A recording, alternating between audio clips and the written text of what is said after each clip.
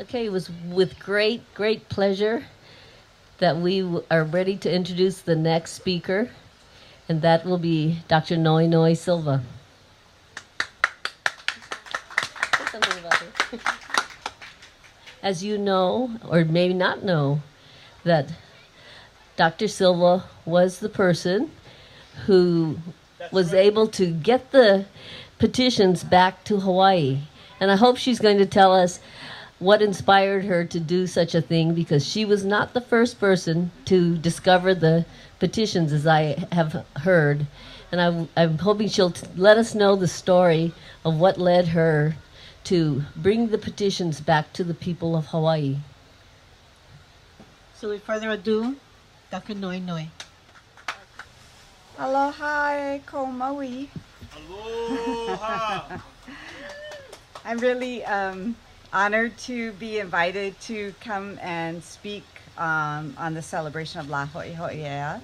So I want to thank the organizers, Clara Pana, Jocelyn, and Hanale, and everybody who put this all together. For me, La Ho'iho'i'ea today is a day for many kinds of feelings. Today's a day to mourn, to remember, and to celebrate. I don't know this place very well. I was born on Oahu and I live in Honolulu. But I know from my studies that Iao is a place where a battle took place and so many people died that the battle was named Kepaniwai, which is a dam, for when there were so many bodies that it blocked the river. And so it was named the dam, Kepaniwai. This was a battle where Kamehameha fought the son of Kaikili. And Kamakaua says that if Kamehameha hadn't had guns and a cannon, the outcome of that battle couldn't have been predicted. Either side could have won. So Kamehameha actually forged one government from all the separate island nations through a series of wars with more guns and cannons. And those wars violently shortened the lives of many of our kupuna. So this is a history of warfare and bloodshed that we should both mourn and remember. In addition, not too long ago, my kumu'olelo Hawaii, Sam Leonard Noea Warner, passed into the po, and I want to mourn and remember him.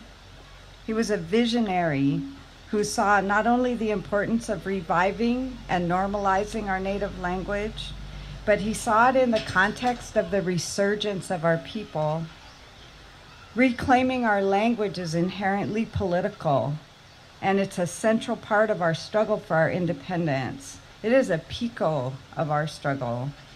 He was a brilliant teacher. He never stopped working on new teaching methods so as many as possible can learn the language that's our birthright, but that is still unavailable to most of us. He taught us at the university where he taught the K through 12 teachers, and he taught children through his brilliant books as well. He was funny.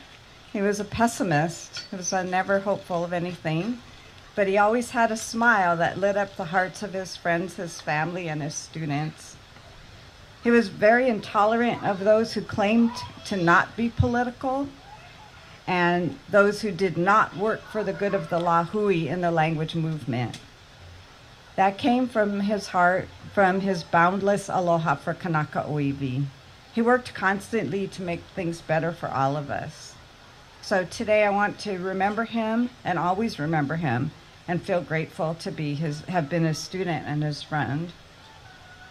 I'm also mourning the loss of Ea. Today is La Ho'iho'i'ea, but in fundamental ways we did lose our nation's sovereignty back in the 19th century, and we haven't regained it, though we are making progress.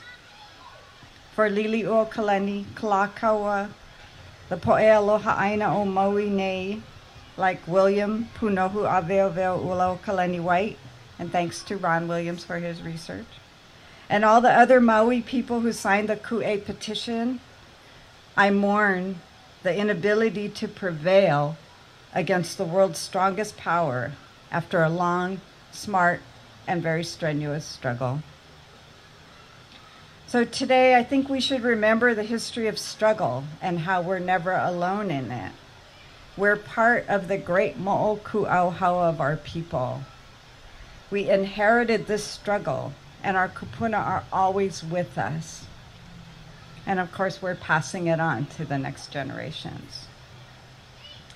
La Ho'iho'i is a national holiday that commemorates the return of sovereignty of Ea in 1843. The actions that resulted in the loss of sovereignty were not the first nor the last threat to the Ea of our Aina. What is the meaning of that phrase, Ke'ea o ka Aina? In the introduction to the volume called A Nation Rising, Noeleni Goodyear Ka'opua talks about the commemoration of La Ho'iho'i way back in 1871. A speaker, and I think he was from Manoa, his name was Davida Kahalemaile. He asked also what the meaning of the word Ea is, and he answered in part. He was writing in Hawaiian, but just for the sake of not going on for too long, I'll just read the translation part. His answer was, number one, the Ea of fish is water. Number two, the Ea of humans is wind, or air, yeah? The Ea of the earth is the people. The Ea of a boat is the steering blade. And 5, the Ea of the Hawaiian Islands is the government. And he meant the native government. Noeleni explains that Kahalemaile was suggesting that, and this is a quote, Ea refers to the environment that sustains life for creatures such as fish or humans. Water and air provide the media in which we absorb the oxygen that gives us life. Ea, then, is essential for survival. It is the environment in which we live, in which we thrive. In exchange, people help to make the earth healthy and productive. The list of Kahalemaile's list ends with the statement that the Ea of Hawaii is its independent government. The holiday celebrates the return to life to that government in the wake of a threat to its very survival. Kahalemaile emphasizes that Ea is necessary for life and that political independence is necessary for the well-being of the Hawaiian people. Yet he also shows how the meanings of Ea surpass state-based forms of sovereignty, to end quote. In addition, for me, I think we must remember that it wasn't just the ali'i that worked to maintain the independence of Ko Hawaii Aina. Our kupuna engaged in debate, both verbal and written. They fought electoral battles and legislative and judicial battles as well for the Ea of our Aina. They fought for the continuation of our language, for native medicine, and simple respect and dignity in the face of increasing white supremacist ideas brought over from the US. The main battles then, as now, are over land and the wealth it can produce for those that are willing to exploit it. However, our people, Kanaka, took over the printing presses all through the 19th century. They produced their own newspapers in order to share their ideas, educate each other, and organize themselves politically. I'm so grateful to them for writing and fearlessly submitting their writing for publication. Many of them were called makakila, which means the steel tips, for the steel tips of the fountain pens that they used to write. They were admired for their na'au being strong as steel. Because of these conscious acts of carrying out the struggle on paper as well as the other ways, we have a record of their thoughts and actions, of how they did their best to protect their country, their aina, and the knowledge that we, their descendants, still need. In addition to the Ku'e petition, for example, we have the stories in the newspapers of why and how that petition was created. In order to keep the land and wealth, foreigners and their descendants sought governmental power. This desire eventually resulted in stripping Kalakaua of his power through the 1887 Bayonet Constitution. Most Kanaka actively opposed this coup, and they fought to reinstate the old constitution through peaceful electoral means, and eventually through the armed attempt known as the Wilcox Rebellion in 1889. In the following 4 years, the whole nation remained crippled by this unworkable constitution until Lili'u attempted to replace it in January 1893, when her government was overthrown. These powerful descendants of foreigners, as we all know, then succeeded in getting the U.S. to take Hawaii during the Spanish-American War. But not without a fight, right?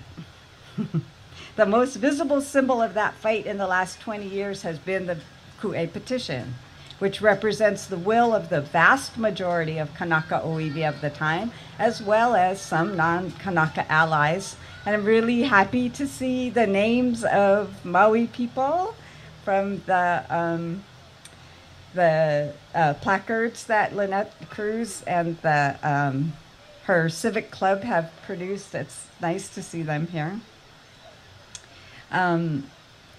These names, the petition represents the hard work of the Hui Aloha Aina and the Hui Kalai Aina in gathering signatures on 5 different islands, organizing and fundraising to send delegates to the U.S. Capitol.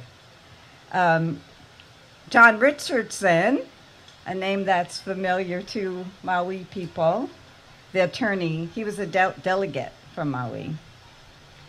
I think the Ku'e petition also represents the desires of our kupuna to continue their own specifically Kanaka ways of life. They did not wish the Ali'i system to end, and the form of the Ali'i system in their lifetime, of course, was the monarchy. They had great aloha for the Ali'i, the Aina, and each other, the Lahui. They did not want that replaced with American ways. They did not want their Olelo replaced with English. They wanted Ea to continue. The Ea, that means that they and we are not subjugated in our own country, that we can live on our own Aina, use and malama our own way. I think it's really important to remember that it wasn't just the U.S. desire for profit and power that resulted in their occupation of our country.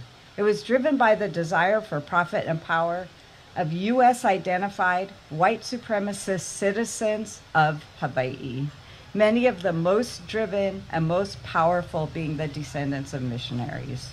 We are not just occupied by a foreign military.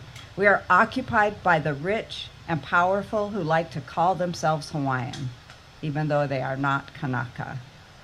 We forget that at our peril.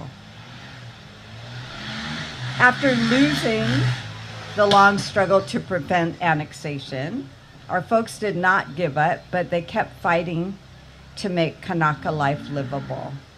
In the territorial legislature, Kanaka worked to bring Olelo Hawaii back to the schools and to keep Kanaka in decision-making positions.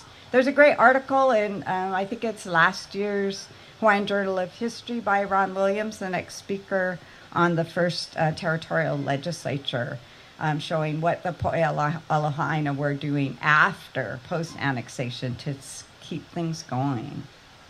One of them was Fred Beckley, who, for example, who established the Hawaiian language program at UH, and John Wise, who taught in that program later. John Wise, who was a true Aloha Aina, also worked side by side with Kalaniana Ole to get Hawaiian homesteads built through Congress.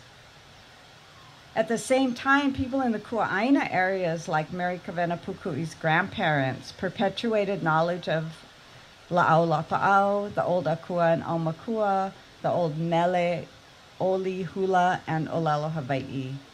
They raised Kavena so that she could become one of the carriers of all that knowledge. She was a bridge from the pre-U.S. dominant culture to our generations. And Puku'i and her grandparents are not the only ones, of course. Many kupuna kept writing and recording their mo'olelo, their mele, and so on in Hawaiian language newspapers all the way up until 1948. And at that time, in the 40s and 50s, almost 60s, it seemed like maybe our language and most of our culture would actually die. People were punished for speaking Olelo Hawaii, and they were shamed for their beliefs. Kawena Puku'i kept on recording her knowledge in between doing translations for anthropologists in Bishop Museum. I've been reading her essays lately, and she wasn't that hopeful. But she said once, knowledge is life, and she carried on for our benefit. Statehood came along, which was a triumph for those who wanted to seal the fate of our little country. Even then, Aloha Aina people fought back, most prominently Kamokila Campbell. Maui-born Dean Saranilio, who's going to have a book coming out sometime in the next couple years that will tell us a lot more about her. And it was only 5 years after statehood that John Dominus Holt wrote his groundbreaking cry for the dignity of our people that spurred the movement of the 1960s and 70s. In this, it was an essay, and now it's a little tiny book. He raged against the representation of Kanaka as, quote, lazy, laughing, lovable children who needed to be looked after, end quote. He pointed out that Kanaka, quote, are the only ones here who bear the burden of our history that goes deep into time, end quote. He articulated how the privileged Kanaka in the early to mid 20th century were unable to face or adequately address the losses of land and power, how the poor of that era were suffering.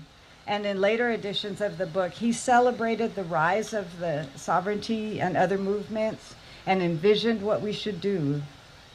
He wrote, and these are a little bit excerpts here, quote, our lands have been ravaged. We must lead in the fight to prevent rivers of concrete and steel ravaging the unspoiled wilderness of sacred valleys.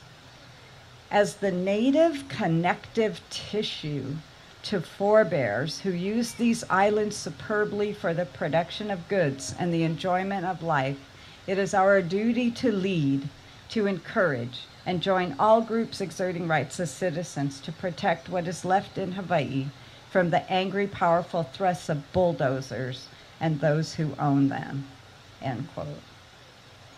2 years ago, the volume called A Nation Rising was published, which documents the movements for life, land, and sovereignty. It covers the period from the 1970s to recently. The essays in it are written mainly by activists themselves who fought for kaho'olawe, against evictions, for the idea of Hawaiian sovereignty, to save the language, and so on. And here we are today, determined to remember the national holiday of our country, which has not ceased to exist in our na'au. Besides remembering, we should also be celebrating. Because of the hard work of our kupuna, both recent and long ago, we are here, carrying on the long struggle for the independence of our nation, or as Skippy Ioane calls it, our Aina-colored heaven.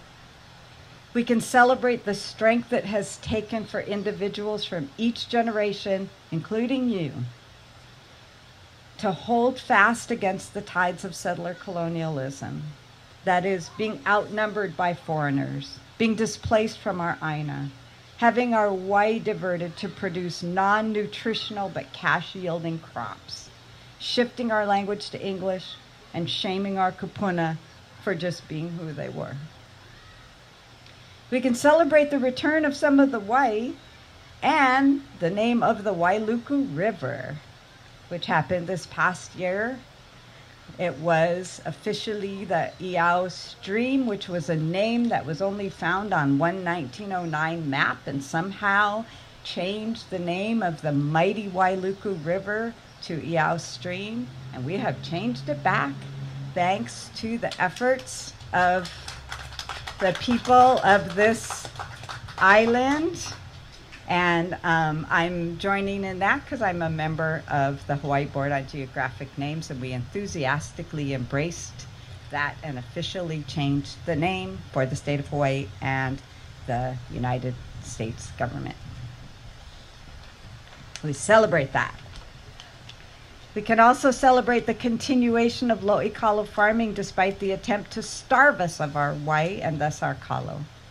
Way back in 1860, William P. Alexander stood up on top of looking down at Wailuku, and he wrote, "We have hundreds of acres of fertile soil that might easily be irrigated by our perennial streams that burst forth from our mountain glens, yet we produce nothing but kalo. Whereas we ought to produce and export 1,000 tons of sugar annually." As you know better than I do, his vision was realized many times over. But some aloha aina in every generation since that time have remained onipa'a, and some of you are carrying on that fight to bring the wai back, to nurture and grow our kua'ana ha'aloa. It's inspiring that so many mahikalo here on Maui continue the fight. So I say, let's take a moment to say congratulations on the recent victories. I know the fight continues. Been recent, like small kind, maybe large kind political losses, but some victories. As Kanaka, we have a very long history of creating, remembering, and valuing knowledge. The 20th century was very hard for our kupuna, and I know there are people here who lived most of their lives in the 20th century. Part of what made it hard was a lack of opportunity to get a proper education. The sudden requirement to conduct life in English brought by the U.S. in the early 20th century handicapped most Hawaiians. School became and remained an alien place for most Kanaka, egregiously including the Hawaiian school, Kamehameha. But one of the great things I've seen in the last 20 years is that many, many Kanaka are going to the university. Many are getting advanced degrees as well. 20 years ago, I could actually keep a list of all the Kanaka who had PhDs. That is impossible now because there are just too many.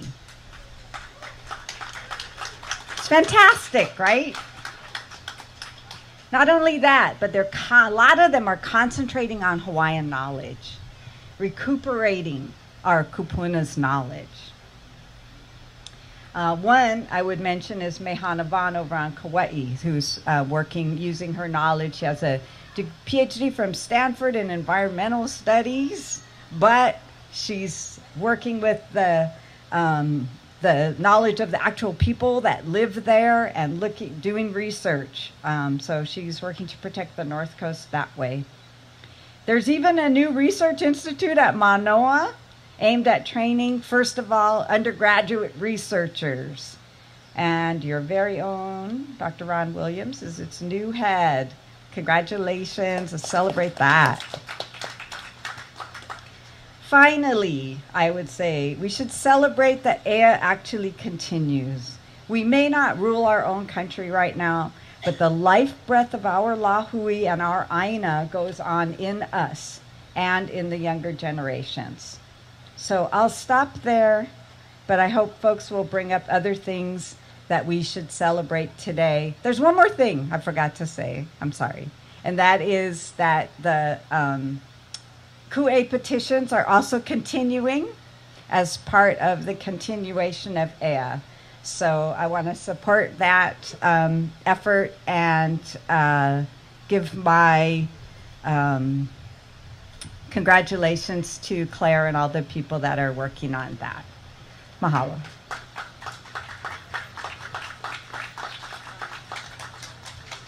I don't think we can let her get away without answering the question. Were you ever surprised at the effect that upon the people of Hawaii by your action to bring back the Ku'e petition? I mean, or did you think it was going to happen? Okay. Thank you for the question, Claire. I was somewhat surprised when I first was trying to bring it to the attention of people. I was just a graduate student, and I went to Sovereign Sunday at Iolani Palace, which about 100 people showed up to, and tried to tell people about it. And then, so some key people kind of took it up, which was Bumpy Kanahele and Naleni Minton, and they kind of got things going. And it wasn't until the Bishop Museum actually agreed to put up the, those things they put up, the facsimiles in an exhibit, that they have a PR machine, right? So they sent a press release to the newspaper, to the advertiser, and then it was on the front page of the advertiser. And from then on, people knew what it was. And so, yeah, I knew it was very important for people to know that was that myth, right? Like, we just laid down and said, go ahead, take our country. One book even said Hawaiians gave their country to the United States as a gift. I'm like, are you kidding me? Hawaiians need to know that that's not true. And so I knew it was important, but I didn't know what the effect of seeing the actual signatures, even though I experienced it myself. When I saw my great-great-great-grandmother's signature, I was like, oh my gosh, that's my kupuna. She signed it. And then I found out later she was actually a member of Hui Aloha Aina. And her daughter, too, which surprised everybody in my family, or her granddaughter. And anyway, no, I was very surprised at how meaningful and continuing to be meaningful it is for people. We want to thank you for persevering, and you must have been something else for you to be a graduate student and having people go, so what, and to continue on until the right people heard you, and we have you to thank for that, and we feel great mahalo for you. Mahalo, Claire. I'm happy, if we have time, I'm happy to answer any other questions, or if people want to talk about anything. Yes, Ron.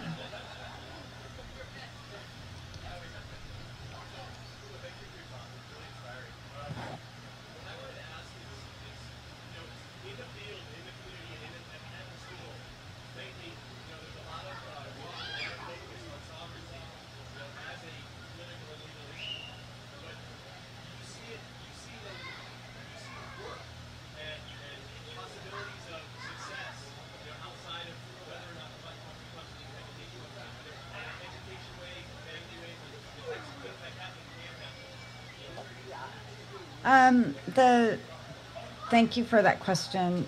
For those of you who couldn't hear, Ron's question was that there's a lot of focus on sovereignty, but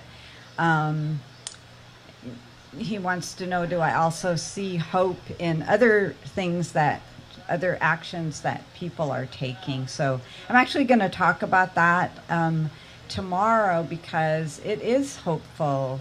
I know all of you are doing things, people are rebuilding fish ponds, people are restoring lo'i, people are warriors for the water, so I think,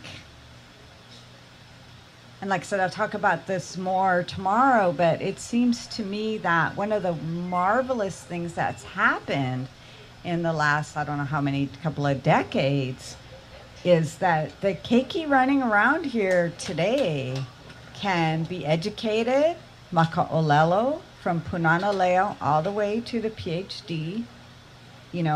They can learn how to voyage on a va'a, if that's what they want to do. They can learn all of these other things. They can live a Hawaiian life in a way that people of my generation could not. And we did that. We all, as a Lahui, a network of people, we did that. And so that is important because that strengthens us in who we are. And we need to be strong because this fight is obviously a very multi-generational fight. The stronger we are, the more we know, the more we understand our kupuna's ways of thinking, ways of relating to the land, all of that, the stronger we are to keep on in the fight and the closer we are to our kupuna, and they are our strength. They come to help us when we ask. And so, you know, if we start being able, thousands and thousands of people being able to ask in the language that they understand and really relate to the aina and restore the aina, then I think that, yeah. Plus, aina is what's being attacked all the time, right? They just want to take more and more. They want to destroy it. And we're just a bunch of warriors standing there all the time, every day, relentlessly against this. It's not going to stop. We're just in front of the bulldozers every day going, no, stop, no, stop. Day after day, generation after generation. So we got to be strong for that. And it's not going to stop, you know, until I don't know what'll happen. But we have to keep the aina so that we can live and not all be chased out to live in some desert somewhere.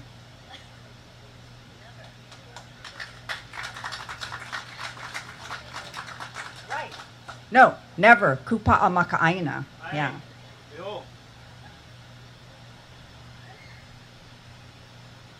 Okay, mahalo ho for inviting me.